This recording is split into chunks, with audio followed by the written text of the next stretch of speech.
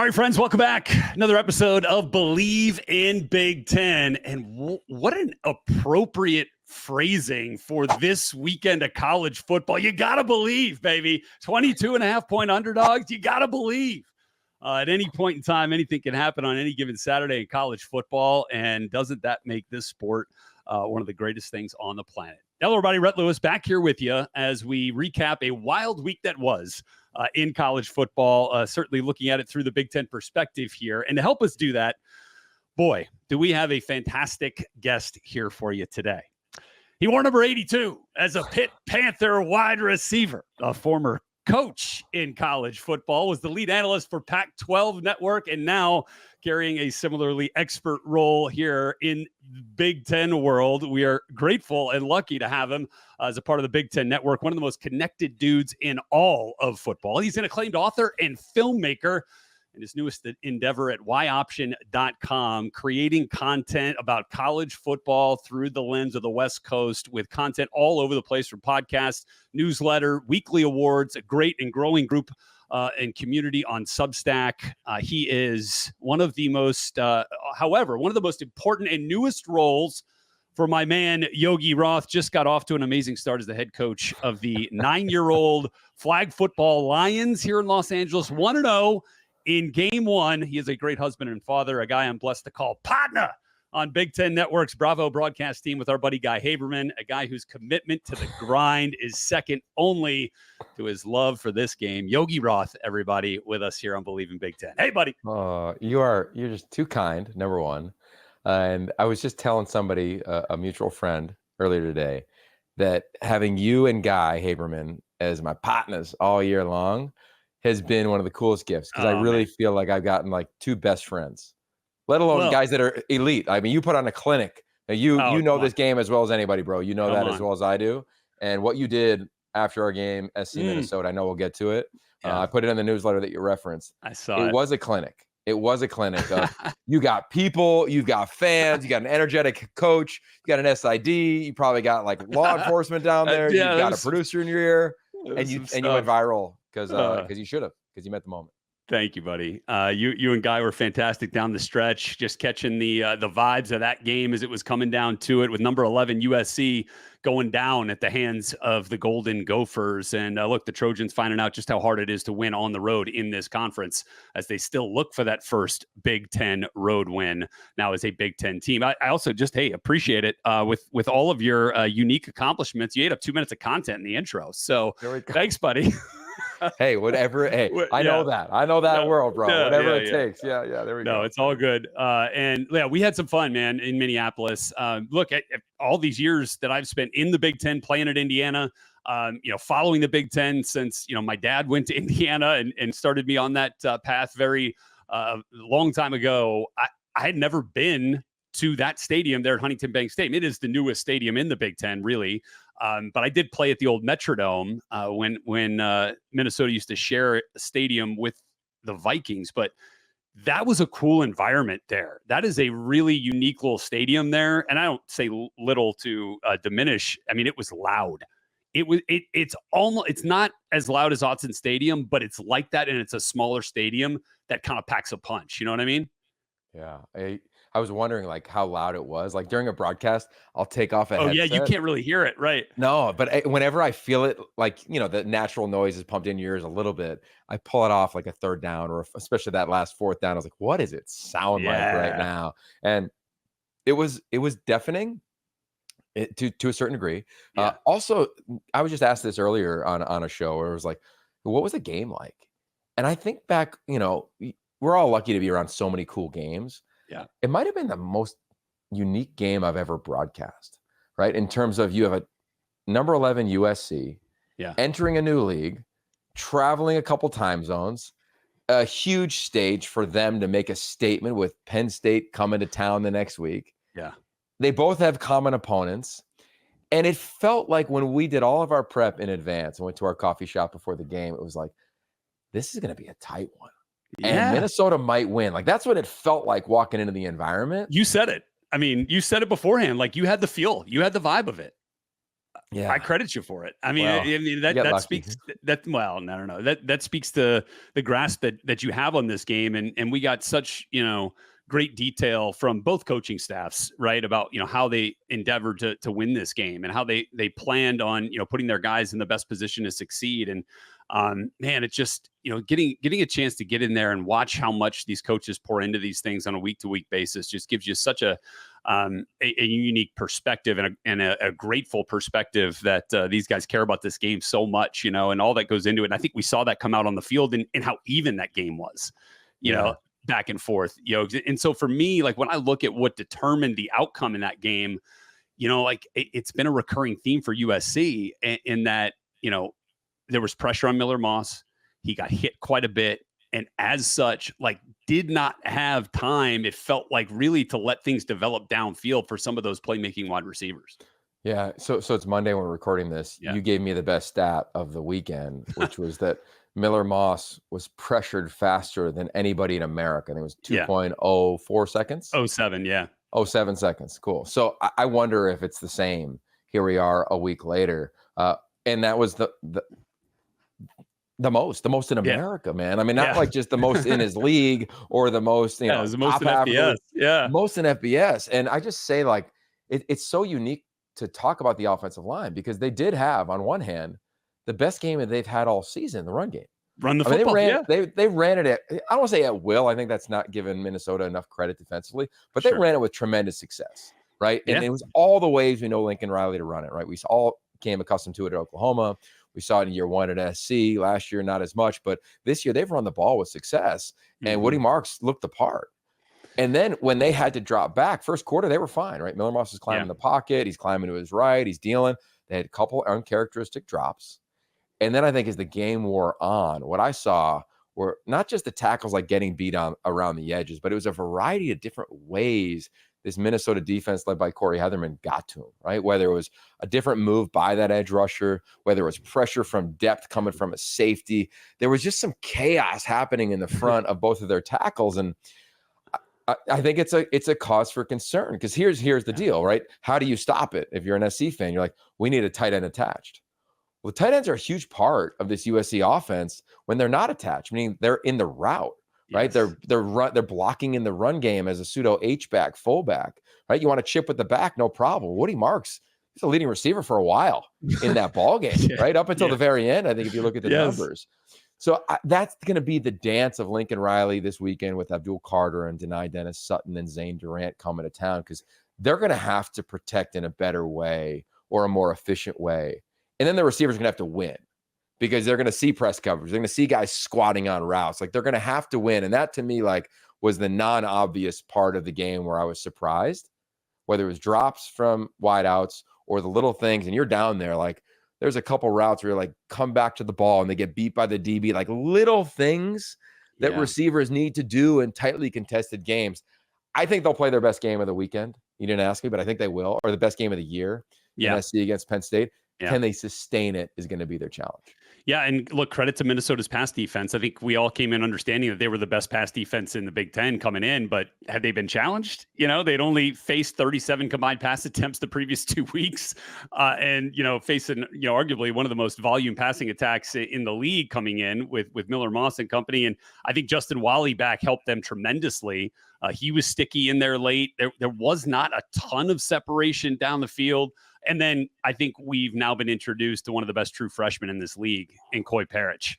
And his role is only going to grow. I'd be shocked if he doesn't play 75, 80% of the defensive snaps moving forward for Minnesota. Yeah, I can't wait to talk to him in advance of our game this week. Yeah, he had a tweet. Yeah, he had a tweet that posted, I think the caption was like, "Hey, LeBron," or something like that. Oh, yeah, because he's a big LeBron fan. Yeah. So I didn't know what it meant. Like, I don't know if like, was he dunking on somebody? Like, because 3 guys are up in the air. Like, it was an amazing shot, whoever the photographer was. Oh, I saw that. Yeah. But to your point, like, true freshman, amazing, but homegrown. And I just think as college football continues to change, Coy Parrish not only was offered late by a lot of big time schools, at least in the NIL world and the collective world, decided to stay home. Does he continue to stay home? I think he will, just based on what we've learned from PJ Fleck. And then what does that do? Like, you can be a catalyst for players. Like this win, I talked to some people that have a lot of ties to Minnesota after the game, or that cover the team on the way down from the game. They're like, this cemented PJ Fleck even more. And he was already cemented there. That's the type of win and the magnitude it had against the brand of USC when you're a 2-3 team. The best 2-3 team in America. Yeah, no doubt. I mean, it was an amazing adventure, man. And I'll just circle back, like having you and Guy as a part of the team, how we pour into the game. Like, I really feel like you can lean and trust anybody. And I hope the viewers feel that way too. And if not, let us know where to get better. Yeah, no doubt. Because look, we're nothing if not coachable, right? And we try to do that each and every week. And it was super cool being down there with PJ at the end. Man, I'd never been involved in a crowd rushing the field situation. I think the crowd rushed the field my true freshman year when I was at Indiana. We beat Purdue, at the end of the year, but it was not like that where you're like in a mob, like everybody's kind of jumping on. Credit to David, our photographer down there, for keeping the camera rolling. Isabel, our audio tech, like, I mean, they rocked it out, and Paul and Carl and the SID staff there at Minnesota were tremendous. And not only getting PJ, but I don't even know if the interview's seen the light of the day yet, but we got Max Brosmer after the game too. You did? Yeah. So take me through it. I mean, I know we have a lot to talk about, but let's get off the rails. You're down there. Yes. They have the interception. So the game is in hand. They're going to come. They're going to take a knee. It's going to be a wrap. Like, where are you? Yeah. Like, and how are you like, are you like there's worlds where like you could be like in the bench right next to PJ Fleck, knowing what's about to happen. Like, how'd you navigate? Well, I mean, Yogi, I was sweating is what I was doing. Like, this is my first year doing sideline. This was my, 6th sideline game ever. And so I'm like, well, we actually encountered some different situations too at the end of the half, because we usually get the leading coach coming off the field for a halftime interview. Well, it's 10-7. USC is driving. So I'm standing by Paul, getting ready to, thinking, all right, we're going to interview PJ coming off the field. But then USC starts making plays, and USC goes into the tunnel at the exact opposite side of the field across the way. So I'm like, do I have to, if they score, do I got to sprint across and try to catch Lincoln coming off as the leading coach? And then we just decided, hey, it's either if it's tied, we're going to go with Minnesota. So we ended up getting PJ there. And so it was funny. And you guys brought this to my attention, but his tagline, right? It's row the boat, Ski-U-Mah, go Gophs. And, he's hurrying. He's got to do, he talks to me coming off the field. He talks to their radio team coming off the field. He's got to go then talk to his team all in a, 12, 13 minute period. And so like I say, hey, thanks, coach. And like, he's buzzing off, but you can hear him in the background going, row the boat, Ski-U-Mah, go Gophs, as he's leaving the field.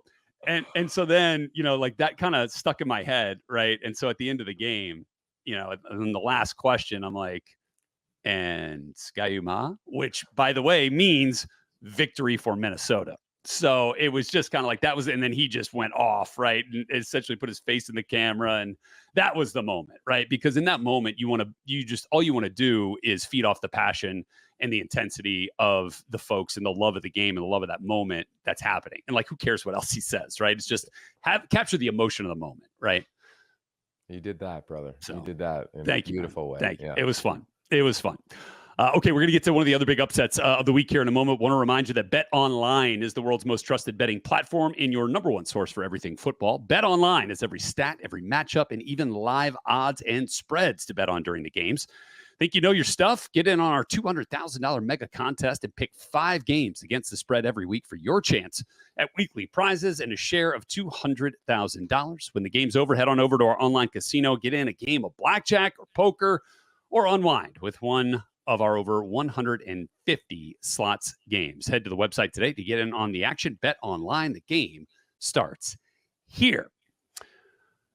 Okay, back here with Yogi Roth on Bleav in Big Ten. And again, Bleav is just such a key word in college football this past weekend, right? Vanderbilt upsets Alabama and takes down number 1. I mean, in an absolutely chaotic scene down on Lower Broadway where the goalposts are walking down the street with the good folks there at Vandy feeding off that win. We had 2 upsets here in the Big Ten that were massive. Minnesota, as we just talked about, took care of business against USC. And then Yogi, out on the West Coast, and a rematch of the national title game, Jedd Fisch in year 1, leading the Washington Huskies with essentially a brand new team, gets it done against Michigan. some semblance of redemption for the national title game loss just less than a year ago. What was your biggest takeaway from that signature win in year one for Jedfish? Well, I think there's a lot. I'll try to boil it down to my top two thoughts. Yeah. I watched it earlier this morning, and I think that so much is made of those two teams with new coaches, new rosters. But I think there is a stark difference. Michigan sent a bunch of players in the NFL. Yep. UW sent a bunch of players in the NFL. But a bunch of UW players also left the team, and they're starting at Alabama, right? Or starting at another program. Yeah. A lot of Michigan guys didn't hit the portal. And heading into the game, we were talking about it, and we were like, I could see UW winning this game. I mean, so many self-inflicted negatives when you looked at their two losses, so many penalties, like just things that you're like, dude, this is not how you win games. You can't beat yourself and the opponent. Like, you just can't do it. That was Jedfish's line after the Rutgers game. And here's this Michigan team, like, trying to figure out the quarterback thing, right? Played two guys, Jack Tuttle, the best of them. Well, the game unfolds and watching it, in comes Jack Tuttle. I didn't think Alex Orchie played poorly watching it back this morning. Like, I thought they were running their offense and doing their things. They just probably needed a spark, and that's something you feel as a head coach. And I'm not there on the sideline and not anywhere near the program. They make it. They get their spark. They take the lead. Yeah. The thing that stood out to me the most, outside of like, hey, what Jedfish has done is pretty impressive. Like, he's got this team to Bleav, to your point. He's got this team to play their cleanest game, only 2 penalties, was how they won it. They won it with 2 runs, a 1 run by Jonah Coleman down on the right sideline. And then they come back, I think the very next player, the play after that, and they score a touchdown. Both of those plays, the offensive line, which is, I think 4 or 5 starters weren't on the team a year ago. Right.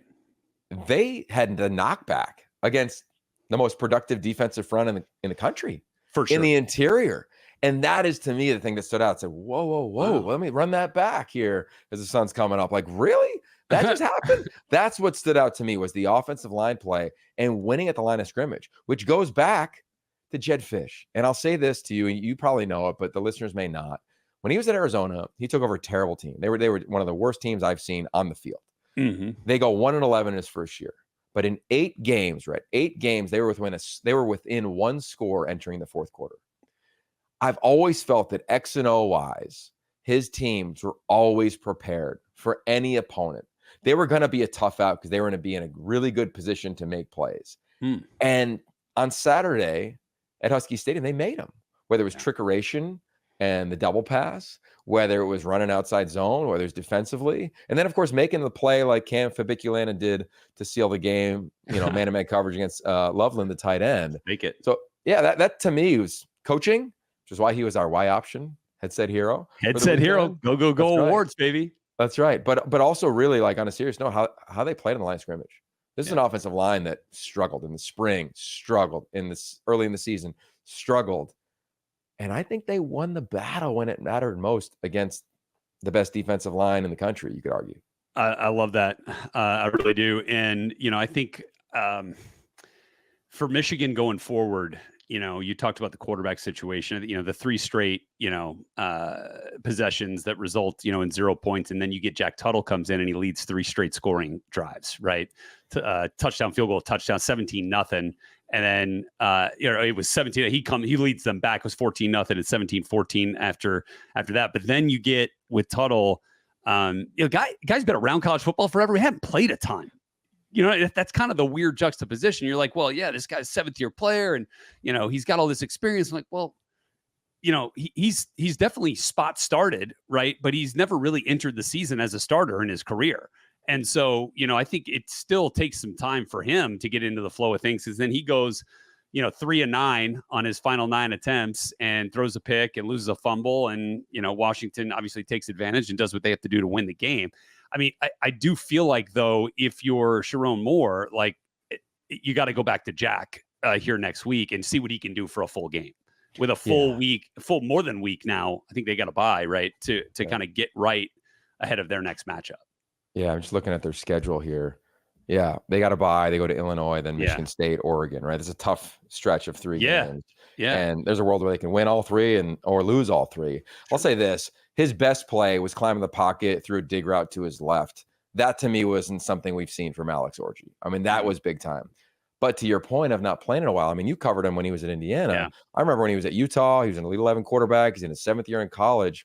To me, the fumble is what stood out of like, hasn't played a lot. He climbs the pocket, no problem. Even has 2 hands on the ball. It's just that he hasn't been, because I'm not at Michigan's practices every day, but I got to imagine quarterbacks aren't live.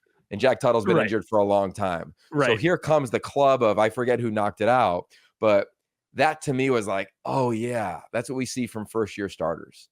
Yeah. And he's not a first-year guy, but to your point, hasn't played a lot, not really accustomed to maybe that nature of the game or the timing of it, whatever it may be. And that's where UW made the plays matter when they had to show up. And I think that's you said that perfectly on Tuttle. And so we'll see where Sharon Moore didn't really give any indications. But based off what I heard, it felt like he was probably going to give Jack a shot here. So they've got some time to decide before they got to deal with Illinois. Okay, I need to talk to you guys. I mean, obviously, you see the lid here. I need to talk to you about what I consider the most important part of the outfit. I rarely podcast without the lid. Rarely do a show without the lid. And if you've been catching up with us regularly here on Bleav in Big Ten, you know I love my hats. So if you wear the same hat over and over, though, you get a little bit of that sweat stain, you get durability issues, starts to break down. Well, you're doing it wrong if that's the case, because you need a hat to keep up with you. That is where Melin comes in. These aren't your average hats. Melin makes the most premium, durable headwear in the world. So whether you're recording a podcast, whether you're tailgating at the grass lots across from the Rock Memorial Stadium in Bloomington, or walking around Haymarket looking for a good cup of coffee near Memorial Stadium in Lincoln, working out or on the golf course or heading out for a date night, you need a Melin. They're built to last 5 times longer than any other hat. It is my new favorite hat. Been wearing it for the last few months, and I have no issues with durability, no smell, no sweat. Looks the same as the day I took it out of the box. Get a ton of compliments on it every time I wear it. Even better, they have different options for different weather. If it's warm out, invite you to try the Hydro collection. If it starts to get cold, you've got the Thermal collection, different levels of warmth to keep you going this winter. So from USC in LA to Rutgers in Piscataway and everywhere in between, Melin has a hat for you. So if you're looking for a hat as tough as you, check out Melin. You won't wear anything else after you get one for yourself. Yogi, the topic of bounce back. USC comes home to battle the Penn State Nittany Lions, a place that Penn State hasn't been at the Coliseum since 1991. However, these two programs met up in an epic Rose Bowl back in 2017. How do you feel like Lincoln Riley's program responds to some adversity now and welcomes a very difficult, highly ranked, and talented team in Penn State this weekend? They'll respond, no doubt. I think the culture is really solid at SC. I understand what it's like coaching in LA or living in LA and with expectations in this new league, et cetera. But the foundation, I've been saying it all year, it's a foundational year for SC. I had them winning 8 or 9 games heading into the season. After they beat LSU, of course, it changes everybody's perspective on them. I still feel the same way. And why do I say it's foundational? And you know this because we've talked about it when we broadcast a couple of their games. They've got a laundry list of guys in their second year in the program that I think are setting the foundation, whether they're Braylon Shelby as a sophomore, truly his second year, Anthony Lucas, his second year as a transfer. Like, I just think when you look at that, that's what's going to allow this thing to grow. And it's going to go. I really think that they're going to be able to hit it and become a mainstay at the top of college football. But they had to find their foundation. And so I think they bounced back. Is it enough? I don't know. And I don't know about Penn State either, man. Like, they've played, it's lazy, but you could say they played to their level of competition. Like, it is true. They've met moments at West Virginia. They pulled away from UCLA. Like, they can lean on you. I do think with Abdul Carter and company, they are a real physical out. They're going to run the football, and eventually they could break one. That's what Michigan did in the SC game. I think Drew Aller is clearly, this passing offense is better than what Michigan had. But I think SC will come out. I think they're going to show up and they'll meet it, and the Collie will be rocking. So I don't know which way to lean, but they're not going to have a hangover from the Minnesota game. Last one I got for you, Yogi. And how about shout out to you and me? The alma maters are combined 11-0, brother. Like, let's go. Let's go. Like, we don't know how to lose over here this year. Pitt Panthers 5-0, doing a fantastic job with Coach Narduzzi. And, kind of similarly, a guy who comes from that kind of area, right? In that kind of area, college football, Kurt Cignetti has done an amazing job at Indiana, my alma mater, and has just absolutely flipped the mindset, not only of a program, but of a fan base, where there is an expectation now that within the framework of the game, that they are going to overcome adversity, that they are going to make plays, big plays, explosive plays, and that they're not going to let up, which is what I thought was most impressive in their win over Northwestern. They had the lead for much of the game, but never took the foot off the gas. And Mike Shanahan and Tino Sinceri, a couple of other good Pitt Panthers, big reason for that on offense. I got to ask you, though, this. Is Curtis Rourke the best quarterback we've seen in person this year? He's been now the two-time Big Ten Offensive Player of the Week. I know. Now, we've seen Dylan Gabriel and we've seen Miller Moss, who I would certainly put in that conversation. But Curtis Rourke is doing things the likes of which Michael Penix did not do when he was taking college football by storm at Indiana during the COVID year in 2020. It is the best quarterback play Indiana has had through the air since Trent Green. Okay. It's been a minute. Yeah. It's a good question. It's a fair question. And I think if he had Ohio State uniform on, we'd say, we wouldn't say, it'd be different. So I think there's an element there that sadly is part of college football's opinions, right? I think if you narrowed his decision-making down, in the RPO game, the ball placement, the playmakers, how they responded to adversity. It's a one-score game, and boom, they just drive down the field and really put the game out of reach. A lot of it is because of him. I think his subtle movements in the pocket have stood out to me. Yeah. So, I think it's fair. He's probably played the most consistent among any quarterback in the Big Ten, and he deserves that praise. He really does, as does this coaching staff. I think what Mike Shanahan, as you referenced, and Tino are doing in terms of play calling, scouting defenses, putting guys like Elijah Surratt in position to make plays, the way they're running the football.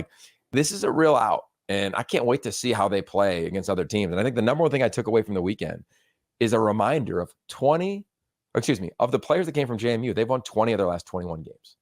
They expect to win. They know how to win. And that's the culture that Coach Sig has brought.